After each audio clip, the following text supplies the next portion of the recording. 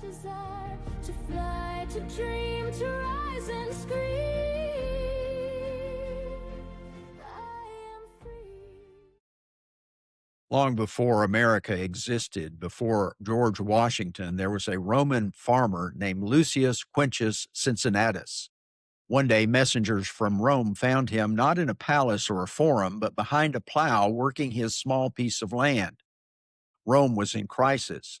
Invaders threatened the Republic, and the Senate needed a dictator, a man granted absolute power to save the nation. They offered Cincinnatus everything: command of the army, supreme authority, and the fate of Rome in his hands, and he accepted. Within days, he defeated the enemy, restored order, and then did something almost unheard of in human history. Instead of clinging to power, he laid it down. He resigned his authority, returned to his farm, and went back to plowing his field.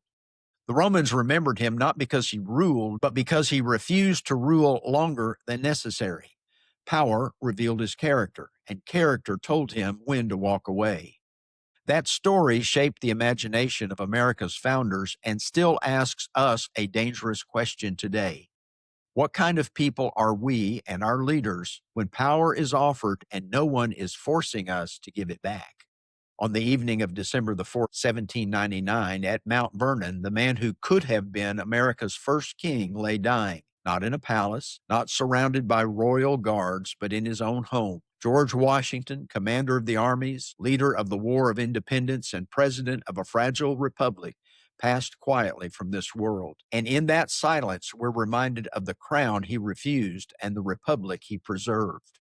Greetings, patriots. I'm Perry Green, and this is God in America, where faith and freedom unite for the glory of God and the good of mankind.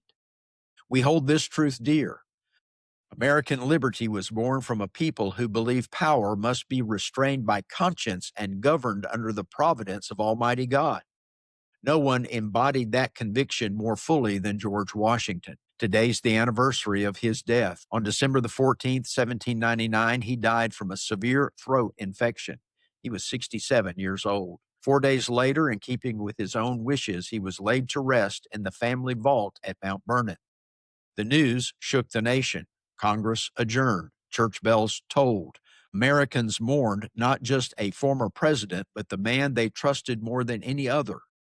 Like all founders, Washington was imperfect and shaped by his time. Yet through humility and restraint, he became possibly the most indispensable figure of the American founding. That is why his friend Henry Lee famously said in his comments at Washington's funeral that the president was first in war, first in peace, and first in the hearts of his countrymen.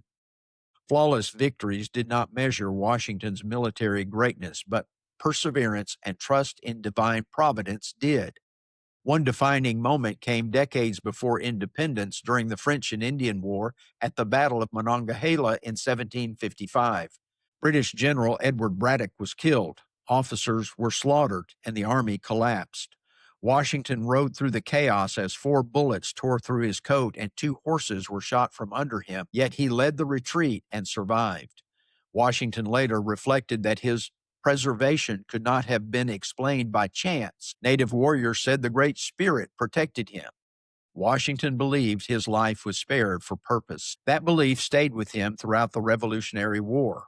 In his correspondence, he repeatedly acknowledged providence, not luck, as the guiding hand over the cause of liberty. After the war, Washington stood at a crossroads rarely offered to men. The army was loyal to him. The nation trusted him. Some even suggested that America would be safer with Washington as king. The infamous near military coup of the Newburgh Conspiracy revealed how easily he could have taken absolute power, but Washington shut it down immediately.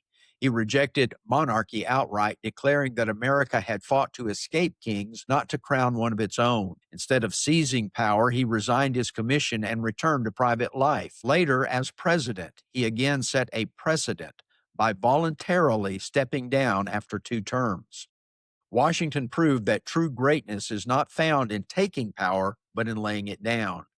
Washington earned the love of the people because he governed himself before governing others. He once wrote this sobering clarity: Conscience seldom comes to a man's aid while he is in the zenith of health and reveling in pomp and luxury upon ill-gotten spoils.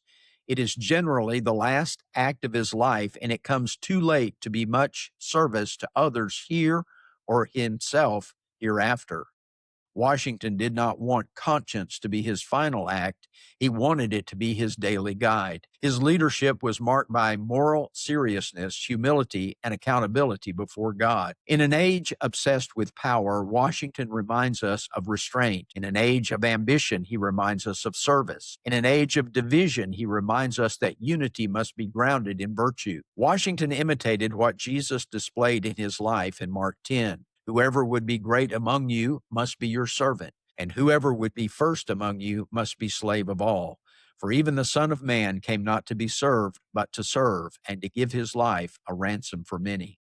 Jesus is the only king America needs, but it desperately needs leaders who fear God more than they crave control. Leaders like our first commander-in-chief and president. On this anniversary of Washington's passing, may we never forget the impression he left behind. Following Jesus' example, we know he could have been king, but he chose to be a servant. He could have ruled, but he chose restraint. He trusted not in crowns or armies, but in providence. That is why he remains, first in war, in peace, and in the hearts of his countrymen. Well, thank you for listening to God in America today. Until next time, let's keep the light of servant leadership burning. My soul's alive, my heart's desire to fly, to dream, to rise and scream.